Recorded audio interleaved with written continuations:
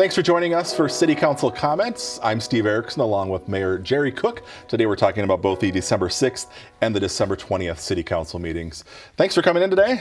Absolutely. Thanks for having me. Our last show of 2022 here. That is. Yeah, it's unbelievable. It's already the 21st of December, first day of winter. And it's snowing out there like crazy. So and it looks like winter. Yeah, and it's going to feel like winter even more in the coming days. So we got it. We got the plows out doing, they had to do this last week and they're out again this week. Yep. So. Yeah, they're keeping busy, but they're, and a lot of the people are concerned about the roads. We don't try to get them down to the pavement. Yeah. It actually keeps the pavement, preserves it a little bit. Yeah. Plus, we don't like to use all the chemicals because everything runs into the manhole covers and goes right into the Mississippi, and so we have some responsibilities there. So, but our plow guys are out working, and they're doing a good job, and they're working hard. All right. Well, we'll see how much snow we wind up with from this storm and the rest of the winter. Sure. Earlier this month, before we move on to our meetings, we had our second annual Community Tree Lighting Festival. Oh, we did. And it was a good turnout. And fireworks this year was pretty cool. It was, well, the fireworks were a surprise for a lot of folks. The extent of the fireworks show was pretty impressive. Yeah. I mean, it was a full more than 2 minutes, with a big finale, and it was impressive. Yep. And as Councilmember Johnson mentioned, he said, it's like, it was cold. Yeah, exactly. The day before was warmer. Literally hours later it was warmer, but it was very bitterly cold. But this year I noticed people were dressed warmer. Yeah. Last year you'd see the family go by, and the daughter would be in her little tights and dress shoes, and you're going, what are you doing? Yeah. And a lot of snowsuits, a lot of scarves and hats and winter boots, and we had 10 patio heaters. We had patio heaters up on the stage for the choir. Santa in Rocky's Santa Den. Yep. Santa had a heater in there. Mm-hmm. It was great. The fire pits to keep people warm, and we'd be remiss if we didn't mention the tree this year was actually donated by a local couple, David and Kathy Carlin. Yeah, and it's really significant when you realize that they planted that tree when they built their house in 1986 up in the Oaks. Wow. And so that's apparently how long it takes to get a really big Christmas tree. Yeah, well, we're glad they planted it then. We were able to use it for this year's tree, and I imagine the tree festival will be back again next year. Oh, sure hope so. No reason for it not to. It was a big success. Yeah. We had our own fire pits this year, which were really cool, except we little bit of a learning curve. Yeah. We learned that cement has to season a little bit before you use it for a fire pit in the middle of the winter. Yes. So some of the fireworks were in the fire pits.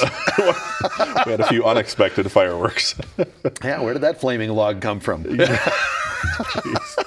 But we're gonna get them seasoned really good this summer, and we're gonna have them out there next winter and load it up with firewood. All right. Well, it was great to see a lot of people out there participating in that. We also had quite a few people participating in our annual holiday lighting contest, which was the announcement of the winners was one of the first items on our December 20th council meeting. Yeah, it felt like kind of one of those what do you call that when you have different mediums or something? But at any rate, our council meeting last night was us, and we had the video of all the winners. Yep. And we had 3 winners in the motion category: the Hallbergs, Wheelers, and Steffens. And then we had 3 in the still category, and it's the Stevens, Murphy, and Liddicky. And I don't know how it'll be tonight with the storm, but nobody's going to see this today anyway, I'm sure, now that I think about it. Maybe. So if you are watching this like before the end of the year or very close to that, go to the city website, get the map, and do the drive around. Make sure you at least get past these 6. Yep. But there are many that are very, very good. Yeah, I think all about 20 entries this year, and I'm sure there's a lot more out there when you drive around. You see a lot of beautiful displays. So if you need a list, go to the city's website, coonrapidsmn.gov. Mm-hmm. The winners are there along with that map with all the people who entered, so you can check out the lights. Yeah.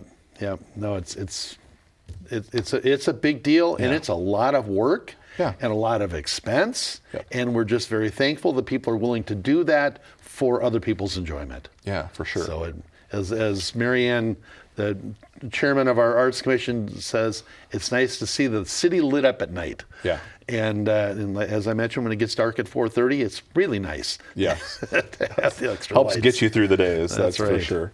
All right. Council accepted the resignation of a Charter Commission member and recommending a new appointment. Yeah. This is item number 3. Yeah. Thank you. There we go. Isla. Last night I whipped right through it with just such confidence. Fitchner. Yeah, Fichtner. Yeah. So she resigned, and we thank her for her service. And we're recommending a new appointment. And actually, it's a familiar name. Ward 2 council member before, Bill Kicker. Okay. We're asking him to step up and serve on the Charter Commission. But all we can do is make a recommendation, and then the 10th Judicial District's Chief Justice, who happens to be Stoney Hilgis, who used to be a city attorney here. Yeah. So we know Stoney. Yeah. At any rate, we make the recommendation to him, and he makes the final decision and the appointment. All right. So normally you guys make the appointment here at the council level for every other commission except much. for Yeah. the Charter Commission. Right. And because that's literally the charter for the city. They try to have a little separation of duties there. Yeah, makes sense. Yeah. All right. Council considered changes to the home improvement loan program. I know this is usually a pretty popular program. Yeah, and then it got really popular. Yeah. So last year we lowered the interest rates because people weren't using it because our rates weren't competitive. Yeah. So then we got down to like 1% for those less than 80% loan, that 80% of median income, and 2% for those over that. And then as the interest rates went up last year, it got very busy and very popular. Yeah. So we've made an adjustment now. And the challenge is you have to make your adjustment, and it has to stay long enough to get through the Northwest remodeling show, and for people to make their plans, and for the city newsletter. Yep. So in order for folks to lock in the plans, we made the interest rates 2% for those less than 80% loan to value, or not loan to value, but median income. Yep. And 4% for those above that. Okay. And that's for their home improvement projects, and that'll be for the first 6 months of next year. Okay. And then we can look at them again. Okay, because who knows where mortgage rates have come down a little bit, but they're still over 6% on average. So this is still a pretty good deal at 2 and 4%. Exactly, very good deal. Okay. Yep. So if anybody wants more on this, there are several different loan programs within the city's housing department. Take a look at the city's website, coonrapidsmn.gov. There's a list of all the programs, and some of them, there aren't income qualifications and on certain programs. There are so many funds, different funding streams available. If your furnace goes out and you are in a bind, we have a program for that. Yeah. If you check it out, it out. Even if you go, I don't think I can afford it. Yeah. Well, maybe there's a program there for you. Yeah. Because we try and help out. So. Yeah, and our front door program will open up here. They'll start taking applications after the first of the year. That's another one where people get those grants. Yep. It's basically free money to do these upgrades to your home. So. Yep. And it's not just it's not free money. It's incentives. Yeah. We're gonna, as long as you're willing to step up and do all of this work, then we're going to waive this fee or waive that fee. And so it's we've had millions of dollars of investment through hundreds of thousands of dollars of investment from the city. It's a win-win for the homeowners and then also for the people that live in the neighborhood and sprucing up the area. Yep, absolutely. All right. Council adopted an ordinance regulating the possession of catalytic converters. Like you said, I think you said where there's a couple things lately that seem like they should have been done at the state level and haven't been. This maybe is one of those. It seems like it, because one of the challenges for our law enforcement is they can stop somebody with catalytic converters in their vehicle. It's not against the law. Yeah. Because just possessing them, they can't prove that they were stolen from somewhere. Right. So this is making it, in the city of Coon Rapids, a misdemeanor if they're stopped and they have catalytic converters in their vehicle, that obviously that they didn't just buy at the auto parts store. Yeah. Because this allows our police then to go further, and maybe they'll find the tools they use for stealing it. Maybe they'll find the vehicles. Who knows? Yeah. But there's just really no reason for you to be driving around in a van with a bunch of catalytic converters in the back. So it's nice that we're giving them a tool to be able to charge them. Yeah, and this has become a big problem in recent years in a lot of different communities, and they're basically taking these and getting money, right? They're very valuable. Oh yeah, I mean it's certainly not just Coon Rapids. It's everywhere, and it's a lot of businesses. I mean we have like Rise in town, and they had a real problem with people stealing. I think it was Rise or Achieve, one of the two, losing their catalytic converters. Yeah. Well, this is not a place that's flush with all kinds of extra money, and those vehicles are very important. They're delivering folks to their jobs and to school or wherever they need to be, and so, or our residents. Yeah, yeah. All right. Well, another tool in the toolbox then for the police department. There you go. All right. Council adopted a resolution accepting business sponsorships and donations for 2022. We talk about donations a lot of the time, but there's a lot of donations that kind of come into the city over the course of a year. We have a lot of really generous businesses and folks in town that like to help out, like to support things. And by statute, the city council actually needs to receive these donations so they're all on record. And last night we accepted several. There was actually quite a list from the I Love My Pet Fair in September. A Night to Unite in August is another big night when businesses step up and support things and provide donations. So yeah, it was a pretty impressive list last night for all the various donations. All right, always great to have people supporting the community. Yeah. All right. That is all we had from our December 20th meeting. I want to move back to our first meeting of the month now, which took place on December 6th. One of the first items we want to talk about there was a resolution approving an appointment to the Sustainability Commission. Yeah. So in that case, the application process goes to the city clerk's office, and then she kind of connects them up with the various commissions. In this case, this person was interested in the Sustainability Commission. It seemed like a good fit. Went to the meetings, and the Sustainability Commission members themselves said, yep, they're a good fit. So then it comes to us as a recommendation, and then the city council makes the appointment. So at that meeting, we appointed Keegan McClellan as a Sustainability Commission member, and we thank him for stepping up. And we thank all of the people that serve on our commissions in such important roles for being there and doing that job. Yeah. And if you're interested in serving on one, I don't know if there's still something, we seem to have this application out there a lot, but check out the city's website again for that. You can rank which commissions you'd be interested in serving. And if there's a current vacancy, they'll let you know, or they'll keep you kind of on file until one pops up. Right. Well, yeah, especially if you're interested in like Board of Adjustment and Appeals or the Planning Commission or some of those, where there's a little bit more to go through. There's more interviews and things. But if you get a vacancy, we've got to be able to find somebody to put in there. Yeah. Like you said, a lot of volunteers that make the city run. All right, Council adopted a resolution accepting a donation. This is for rescue equipment for the fire department. Yeah, the Koss Family Foundation, COSS, Koss Family Foundation. Yeah. Very generous. I don't know their story. It seems to be several years ago, Chief Piper told us about who they were, and I don't remember right now. Yeah. But they come with a big paycheck. But they come with a big donation. Again. $20,000 grant for rescue equipment, and our fire department puts it to good use, purchasing new rescue equipment. We didn't get the specifics what they're purchasing this time, but with three fire stations and all of the complement of vehicles and all of the complement of equipment, you can spend $20,000 on rescue equipment pretty quickly. Yeah, I'm sure. All right. Well, we appreciate that, and hopefully they keep coming back with some more checks. We're always happy to accept those. All right. Council held a public hearing. No one wished to speak. This was relating to the 2023 budget and the tax levy. So that was adopted. Yeah. And this is a big presentation, and I'm going to just hold this up, and maybe Steve can pick it up.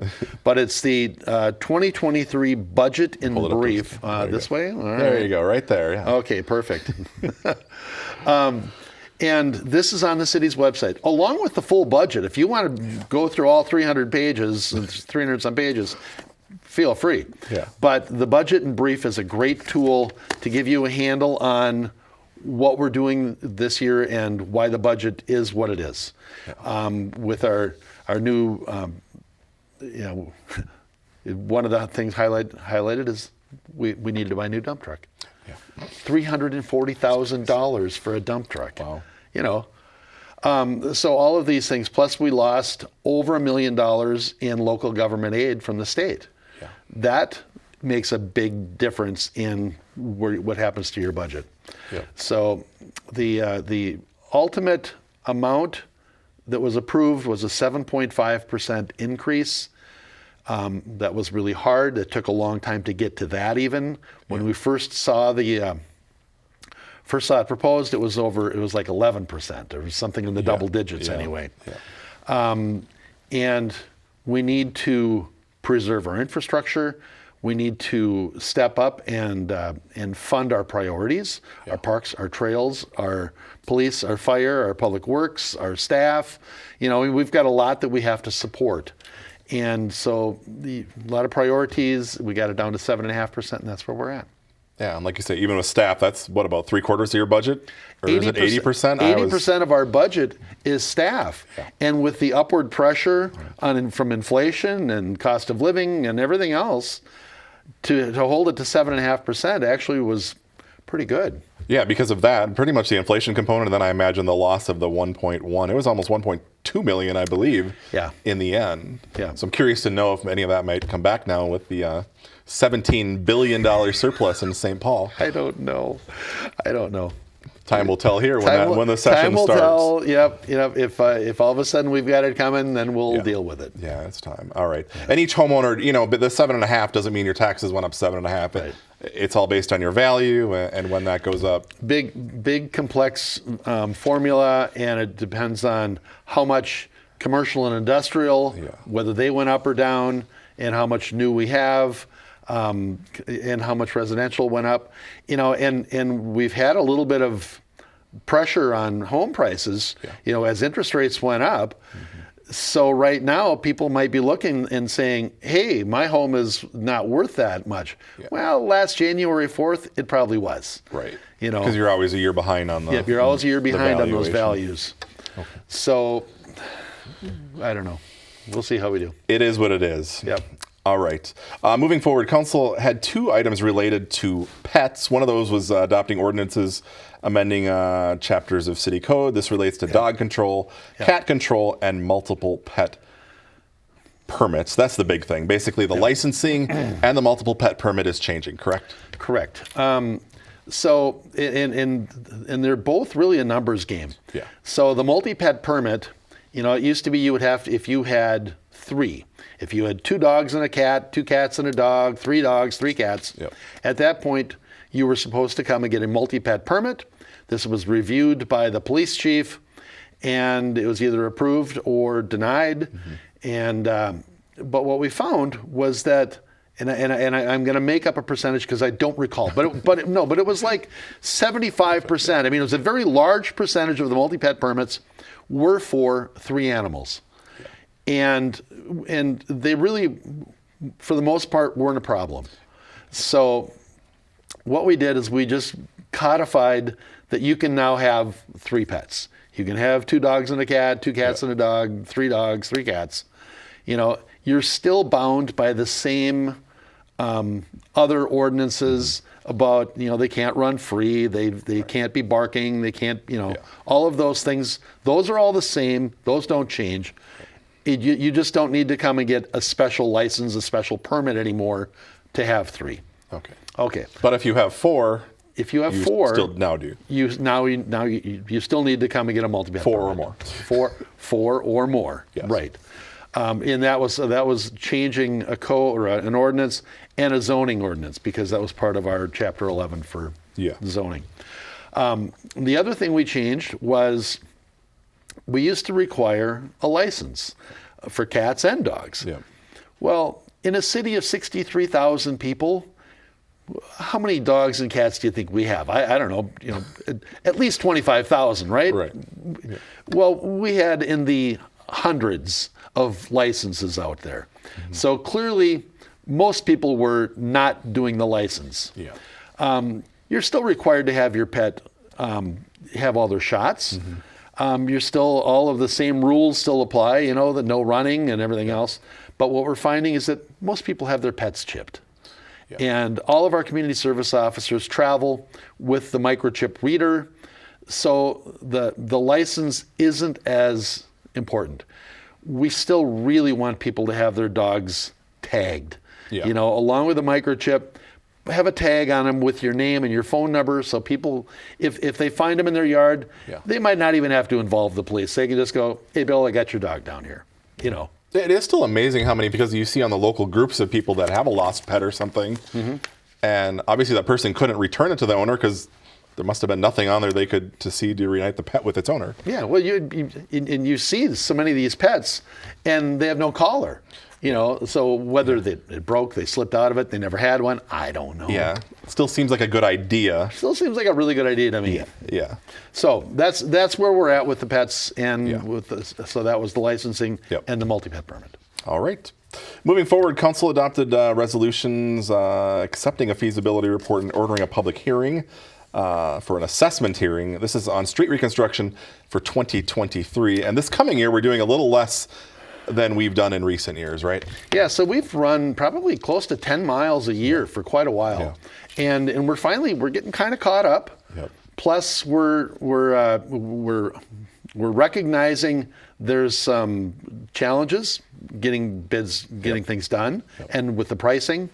So we're doing 4.5 miles this year, and it's primarily east of Coon Creek Boulevard, west of Shenandoah Boulevard, and basically south of 131st. Okay. A couple exceptions up there, but that general area. Okay. So this is in some of the area or near the area where we had street reconstruction this year, right? Right. Yeah. Right. That was so basically all the same age. Yep. So this section and now this section. Okay. Yeah. So anybody that is affected by this has received notice about the city. There's already been meetings. They will be assessed for the project. There is the assessment hearing coming up in February. Right. It'll all start with an informational open house in January. Yeah. And if you're wondering, you just kind of want to get ahead of this, you go to the city's engineering site, and they've got all kinds of great videos about what to expect when they're reconstructing your streets. Yeah. All right. And then another thing going forward, again, next year will be more sanitary sewer lining, correct? Oh, yes. So this was always an impressive thing to me. Previous city councils, and current council, we always invest in infrastructure.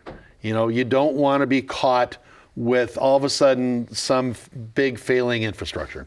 Yeah. So almost all of our sewer lines, the old clay tile lines, have been lined and should be good for as far out in the future as we know, because the lines that were put in back in 1970 out on the East Coast, they're still good. So, but now we're moving up to the larger, we can do those ones in the street while people are still using them. They won't see an interruption. But these 36-inch and 42-inch, that's a lot of flow. And so we have to do bypass lines while they're lined, and it's a much bigger project. But basically it's still the same project. We're just taking care of our infrastructure to avoid problems in the future. Yeah, we want this to work properly and be lined correctly, so there's no holes in the system or anything. Yep, exactly. Yeah. Okay. Great. So we'll see more of that here in 2023. Perfect. All right. That's all we had from that council meeting. Quickly, let's mention the Winter Concert Series. That's sort of the next kind of community event that kicks off here on January 12th with the first concert. Yeah. Yeah. And who was Mia Dore, I think we hope we're saying that right. Okay. Mia Dore is the group, and yes, Thursday, January 12th in the Civic Center at 7 p.m. Okay. Coffee and dessert is included in the price. And then there's one concert each month through April. Yeah, and these are really fun. And I just have to make the point that that'll be a great night. That'll be a great concert and a lot of fun. Yep. In February, I noticed on your list, Richard Zaplinski is coming back. Yes. Literally built this house in Coon Rapids in 1961 and was my accordion teacher. So, accordion variety, that's February 9th. The Riverside Rockets are March 9th. And then Backyard Band on April 13th. Perfect. So, perfect. A good lineup there. And like I said, a couple new Riverside Rockets, I believe, are new too, in addition to Miador. So check those out. Also, Snowflake Days, we could quickly mention, is coming up February 4th through the 11th. There'll be a lot more information. Get your newsletter. I have the printed copy. This will be coming out to homes the first week in January. Okay. So chock full of information there, but we'll talk more about that, but that's in February. Right, yeah. When you get that, just go through with your calendar and mark stuff down, man. It's so much information. Yep, lots of stuff there. All right, before we go, we should mention that we have 2 council members who just participated in their last council meeting. Yeah. So Councilmember Pablo Hernandez Jr. stepped up a little over a year ago when Councilmember Demmer had to step down because he moved, stayed in Coon Rapids, but he moved out of the ward that he was representing, and that's an automatic resignation. Pablo applied along with several others, went through an interview process, and was appointed. And we really thank Councilmember Hernandez Jr. for his year of service. He's really a very involved person, very coaching, the multicultural. The MAC, Multicultural Advisory Commission, he was on that. So he was very involved, and I believe that was why he was appointed. But he went. That was his last council meeting, and then Councilmember Johnson, who has served for 8 years, who has always been. It's been kind of nice having an attorney there, even though he's not allowed to give out legal advice. We got 2 in the room. I don't know. Yeah, every time something with that legal edge would come up, I'd always kind of look to Councilmember Johnson to see how we were going to do this. And we learned the parens thing a lot. And we learned the parens thing. Oh, parens, yes, that's the one thing I remember. Yeah, very specific. So Councilmember Johnson, we really thank him for his service as well, and we look forward to serving with him in his new role. He was successfully elected as the Anoka County Attorney, so we'll see more of him. All right, and so we also have 2 new council members that are going to be starting with us in January. Yeah, so is it January 3rd? I think whatever that first Tuesday is. It's the 3rd. Yep. Yeah, we'll be swearing in Councilmember Brian Armstrong as the Ward 5 council member, and Sean Novak as the Ward 3 council member. All right, and those are the 2 that won in the November election, and they will be representing the folks in Ward 3 and Ward 5. Yeah, and then I'll be sworn in. I would say you're the other, for another term. Yeah, I'll be sworn in again, but nothing new there. It doesn't, seems like old news. Sorry, it's still there, Steve. I don't know. All right, so like we said, end of this year, beginning of next year, our first meeting in 2023 is Tuesday, January 3rd. So that's when we'll have a new meeting. Yep. All right, anything else you want to add before we go?